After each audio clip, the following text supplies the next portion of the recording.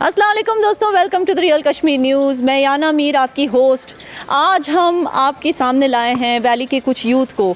इसका रीज़न ये है दोस्तों कि जब भी यहाँ पे कोई मुद्दा चलता है तो उस पर बात कौन करता है? हमारे लीडरान बात करते हैं और वो मतलब तफसील से एक एक टॉपिक को डिस्कस करते हैं। हम नहीं चाहते कि हर एक टॉपिक बस डिस्कशन बन के रह जाए। हम यूथ से सुनना चाहते हैं कि वो इन टॉपिक्स से कैसे रिएक्ट करते हैं, इन टॉपिक्स का उन पर कैसे इम्पैक्ट होता है, इन टॉपिक्स का क्या सोल्यूशन होना चाहिए, सीधे यूथ की ज़बान से हम सुनेंगे। तो आइए हम आज के शो पे यूथ को वेलकम करते हैं वैली के। मेरे साथ यहाँ पर शो पे है मुसैब, जो वैली के एक जाने माने सोशल एक्टिविस्ट हैं। And at the same time Musayyib, आप बड़गाम में पढ़ते हैं। क्या पढ़ते हैं आप? कॉमर्स के स्टूडेंट हैं बड़गाम से। मेरे साथ है famous blogger, she is an upcoming blogger from Kashmir, her name is उल्फत रफ़ीक। इसको आपने देखा होगा, इसकी यूट्यूब वीडियोज़ बहुत ही पॉपुलर होते जा रहे हैं। And Ulfat is also student of engineering from KGB की स्टूडेंट है, श्रीनगर की इंजीनियरिंग पढ़ती हैं। हमारे साथ हैं एक MBBS student, MBA student from Sher Kashmir university, from Kashmir university, miss Adiba Nisar. She is also a spokesperson of an NGO। आपकी NGO का नाम क्या है? साया NGO की स्पोक्स पर्सन भी है दोस्तों। एंड हमारा last guest for the day is mister Sheikh Roman, and he used to be an IT computer student, and आज की तारीख में वो स्टे हैप्पी फार्मेसी में काम करते हैं। तो आइए हम इन सब से इनकी राय पूछते हैं। हमारा फर्स्ट टॉपिक है rising suicide cases in Kashmir. तो सुसाइड एक ऐसा मुद्दा है जो हर तबके के लोगों को अफेक्ट कर रहा है, हर एज ग्रुप के लोगों को अफेक्ट कर रहा है। तो आइए हम यूथ से जानते हैं कि उनके हिसाब से, आप सबके हिसाब से ये सुसाइड्स क्यों हो रहे हैं इतने सारे। हम रोज़ न्यूज़ में देखते हैं अलग अलग तबके के लोग, अलग अलग एज ग्रुप्स के लोग, man and women, girls and boys are committing suicide और at least trying to commit suicide, फिर उनको बचाया जाता है। अब गवर्नमेंट ने अपनी तरफ से परसों ही सुकून नाम की एक हेल्पलाइन शुरू की है, जो एक मेंटल हेल्थ से रिलेटेड हेल्पलाइन है टू स्टॉप सुसाइड्स। वो तो गवर्नमेंट ने अपना काम कर दिया, लेकिन हमें एज अ सोसाइटी क्या करना चाहिए टू स्टॉप दीज सुसाइड्स? आप 3 रीजंस बताइए कि क्यों suicide is on the rise. Unemployment है, यहाँ की जो यूथ है वो ड्रग्स में है, और फैमिली प्रॉब्लम्स वगैरह, पर्सनल प्रॉब्लम्स होती है उस वजह से। Unemployment, drugs and personal problems. आपकी सबसे पर्सनल प्रॉब्लम्स क्या हो सकती हैं? पर्सनल प्रॉब्लम्स अगर बात की जाए तो मेरे हिसाब से घर वाले समझते नहीं है। अगर बच्चा कुछ करना चाहता है तो घर वालों का इशू रहता है सोसाइटी क्या बोलेगी। अगर अपने फील्ड में बच्चा कोई कुछ करना चाहता है तो पहले देखा जाता है कि उनकी चॉइस क्या है, तो वो नहीं देखा जाता है बच्चे का इंटरेस्ट किस में है। पहले यही देखा जाता है कि सोसाइटी क्या बोलेगी, हमारे लिए ये सही रहेगा कि नहीं, ये नहीं रहता है। तो इसीलिए बच्चे यही करना चाहते हैं कि आज़ादी हो जाएं। जी, so peer pressure, parental pressure, society का प्रेशर, ये कुछ रीजंस हैं कि क्यों सुसाइड्स होते हैं। अच्छा, लेकिन जैसे मैंने कहा था कि और भी लोग, तबके के लोग हैं, एज ग्रुप्स हैं, जैसे कि हाउस वाइफ्स भी दे आर कमिटिंग सुसाइड। आपके हिसाब से हाउस वाइफ्स की ऐसी क्या मजबूरी होगी कि वो सुसाइड की तरफ जा रहे हैं? If we are talking about this lockdown phase, हम देख सकते हैं कि there are so many people who are like starving right now. The main reason behind that is firstly the starvation problem, that there is unemployment among youth as well as the age group as well. कुछ लोग मजदूरी करते हैं, but due to the lockdown as well, there are so many certain financial crises that leads the women to suicide. These are the main causes for the housewives to suicide, because they cannot feed their family with the certain particular amount of money they earn nowadays. So this is a basic problem, I guess, for the housewives to suicide. What about domestic abuse? कोई reason नहीं हो सकता? क्योंकि because of unemployment तो एक frustration आती है मर्दों में और वो घर पे आके फिर अपनी वाइफ्स को शायद डोमेस्टिक अब्यूज़ का शिकार बनाते होंगे। क्या ये एक रीज़न हो सकता है? Yeah, absolutely. This And dowry? Yeah, that might be the biggest problems as well. So if you are talking about the dowry, there are so many parents whose girls are like unmarried in their houses. So these are also the problems that leads towards the frustration. जिसकी वजह से they abuse their wives, or they even abuse their daughters as well. They curse them while they are even born. So these might be the biggest reasons behind the suicidal attempts or suicidal ratings that are rising these days. This is the main problem. और Roman, because you are employed, you are one of the lucky employed youths of the valley. आप मुझे बताइए, unemployment ऐसी चीज़ है जिसने हर state को impact किया है, नॉट ओनली कश्मीर। तो कश्मीर में इसमें इतना ओवर रिएक्शन क्यों हो रहा है? Because of the covid lockdown हर स्टेट में employment has become an issue and most of the youth today all over India is unemployed. तो कश्मीर में इसमें इतना इम्पैक्ट क्यों पड़ रहा है कि ये सुसाइड की तरफ जा रहे हैं? मैम बेसिकली बात ये है कि जैसे इन्होंने कहा कि एक सुसाइड का रीज़न एक ड्रग एब्यूज़ है. एंड यहाँ पे अभी मुझे लगता है कि तकरीबन 85% यूथ जो है वो ड्रग में फंसा हुआ है. एंड जब उनको पैसे नहीं मिलते ड्रग्स के लिए तो उनको जो है एक प्रॉब्लम्स का जो है शिकार बनना पड़ता है कि वो चाहते हैं कि हमारे पास पैसे हो. एंड उस वजह से वो जॉब्स की ट्राई करते हैं या कुछ और जो है हरकतें कर बैठते हैं, इलीगल जो है एक्शंस करते हैं. जैसे कि हम देखें कि कुछ लोग चोरी करते हैं, बट कुछ जो है अच्छी फैमिली से बिलोंग करते हैं, वो ये सब डिज़र्व नहीं करते, वो ये सब नहीं करना चाहते. एंड वो फिर जो है एक वो क्या कहते हैं अपने फील्ड में कुछ ऐसा देखना चाहिए. कोई मेडिकल प्रोफेशन में तो मेडिकल लाइन चुनेगा, कोई किसी ने इंजीनियरिंग कंप्लीट की है तो वो कुछ सिविल सर्विसेज करना चाहिएगा. तो बट अभी के टाइम पे जो है कि ये जो यूथ है ये अभी पूरा फंसा हुआ है ड्रग्स में. तो इनके पास जो है कि कोई अगर हम जितनी भी कोशिश करें इनको निकालने की, मुझे लगता है कि हमने एक जो है कि तकरीबन 2016 से एक यूथ स्टार्ट करी थी जो ड्रग अवेयरनेस कैंप्स करती थी. बट मुझे लगता है तब तो मुझे लगता है 60% यूथ थे, अब 85 है.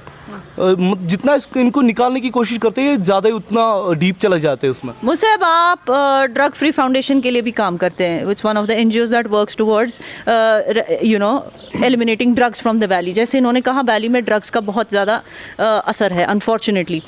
अब इसके लिए क्या किया जा सकता है ड्रग्स को वैली से हटाने के लिए? पहले ही हमें ये देखना है कि जो ड्रग्स है ये आता कहाँ से है. जो इसके डीलर्स होते हैं, सप्लाई जो करते हैं, पहले हमें उन पे एक्शन लेना होगा.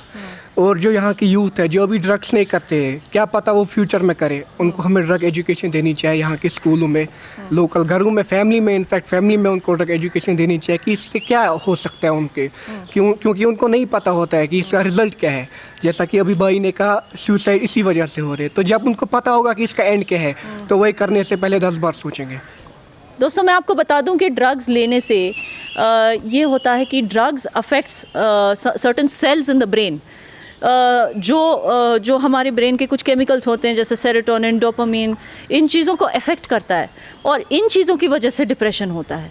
तो मेडिकली स्पीकिंग ड्रग्स जो है उसे रोकना बहुत ज़रूरी है वैली में. और जैसे मुसेब ने कहा कुछ उन्होंने स्टेप्स दिए, सोल्यूशंस दिए ड्रग्स को कंट्रोल करने के लिए वैली में. Do you think heart break is also a reason for suicides?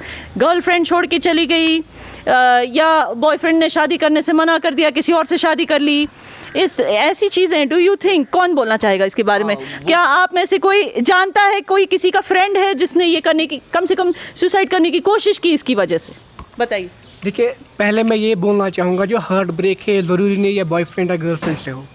कोई अपने पेरेंट्स के साथ क्लोज होता है तो कभी ना, I am talking about heart breaks जो यूथ लव स्टोरीज में होता है, romantic heart breaks. I am specially talking about that. आप किसी को जानते हैं ऐसे? एक्चुअल मेरा एक फ्रेंड था तो उसका वो एक्चुअल मुझसे कह रहा था कि मेरा दिल टूट गया, अब मैं सुसाइड करूँगा, वो करूँगा, ये करूँगा. बट वहाँ पे मैंने उसको ये समझाया कि यार तू एक काम कर, पहले तू देख कि क्या तेरा पापा तेरे बाद रह सकता है, क्या तेरी माँ तेरे बाद रह सकती है. एग्जैक्टली. पेरेंट्स के लिए भी तो प्यार होता है. पेरेंट्स हमारी लाइफ का इतना इंपॉर्टेंट हिस्सा हो. सबसे ज़्यादा प्यार हमें अपने पेरेंट्स से होना चाहिए, ना कि किसी लड़की या लड़के के लिए. अच्छा, और आपने बात की थी डाउरी एंड फाइनेंशियल क्राइसिस. औरतों को इससे बचने के लिए क्या करना, क्या सोल्यूशंस आप देना चाहेंगी कि हमारी सोसाइटी इन सब चीज़ों से औरतों को बचा के रखे? Firstly, there is a major intervention of government in this. If government could provide certain schemes for the unemployed youth, mainly girls, so what can they do? They can arrange their own things, like they can prepare their own wedding arrangements, like their clothes, their jewelry. जिसकी वजह से they don't need to suicide, they don't need to be like seated in the house and all. मेरे हिसाब से government does conduct वो जो होती है सामाजिक जो शादियाँ होती हैं, मतलब मास मैरिजेस, ये सब होती रहती हैं. एंड बहुत सारे NGOs भी ये कराती हैं, कई सारे हमारे पॉलिटिकल लीडर्स भी ये सब कराते हैं.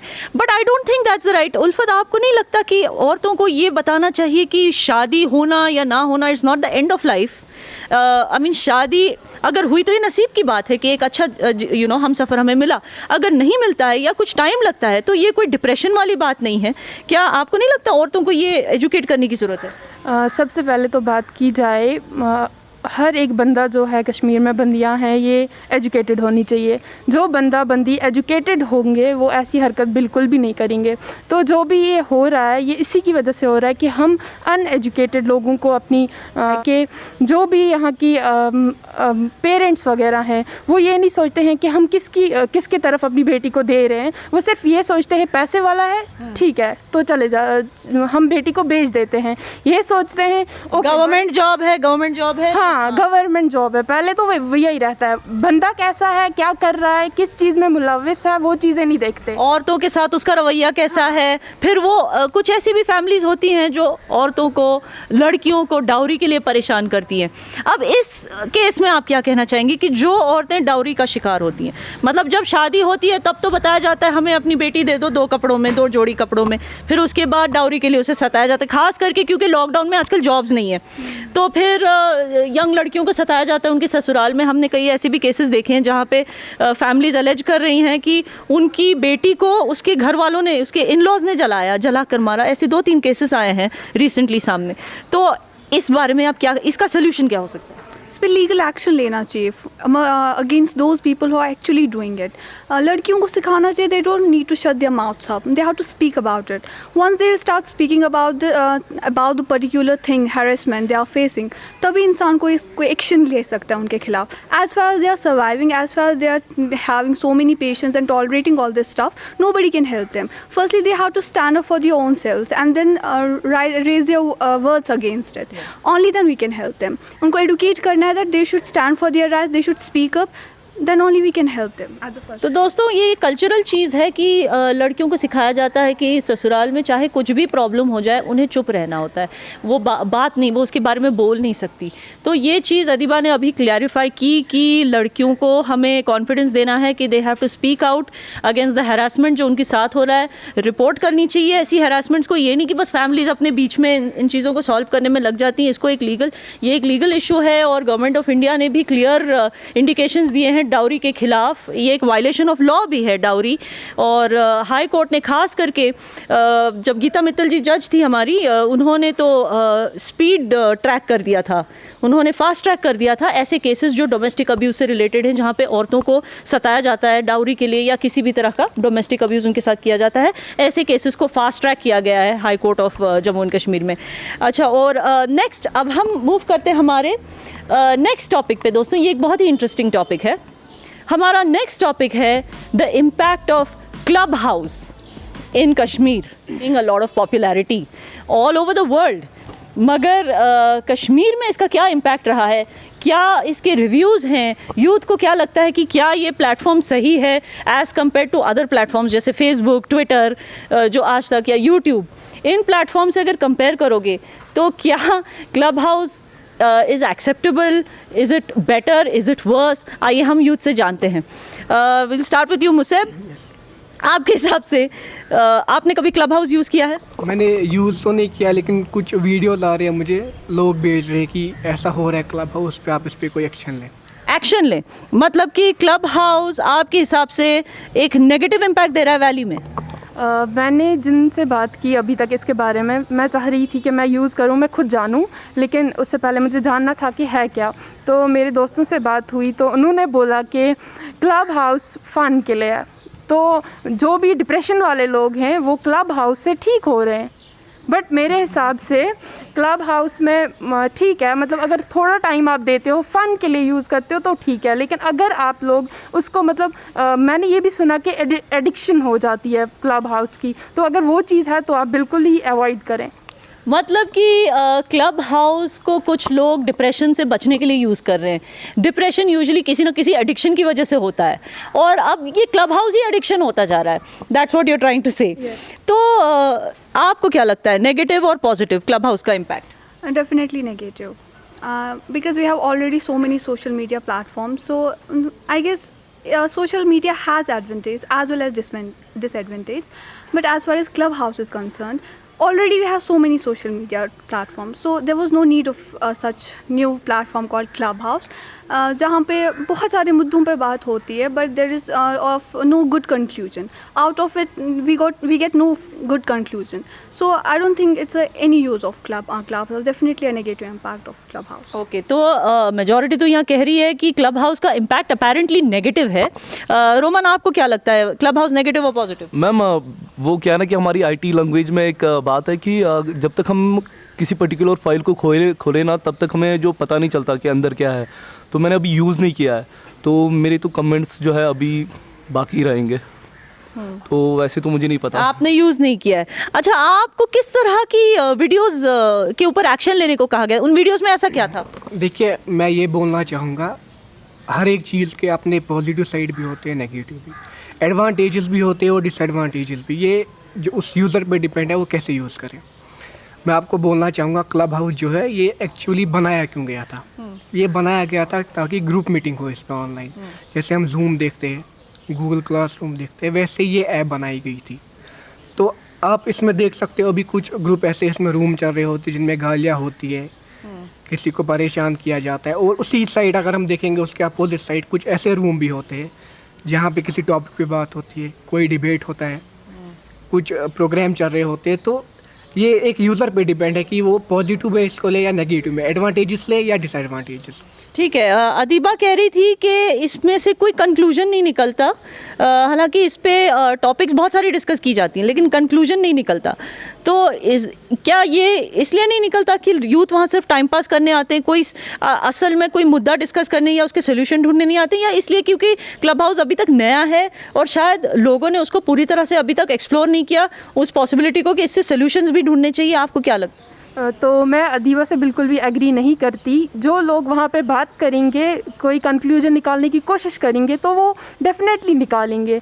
तो वहाँ पे कुछ लोग ऐसे बहुत एजुकेटेड लोग होते हैं जो कि बहुत ही सही बात वहाँ पे करते हैं। मतलब ये बिल्कुल भी गलत चीज़ है कि वहाँ पे गलत ही चीज़ें होती हैं। वहाँ पे बहुत अच्छी चीज़ें भी होती हैं, जितना कि मुझे अभी तक सुनने को मिला है। तो जब मैं ज्वाइन करूँगी उसके बाद ठीक है।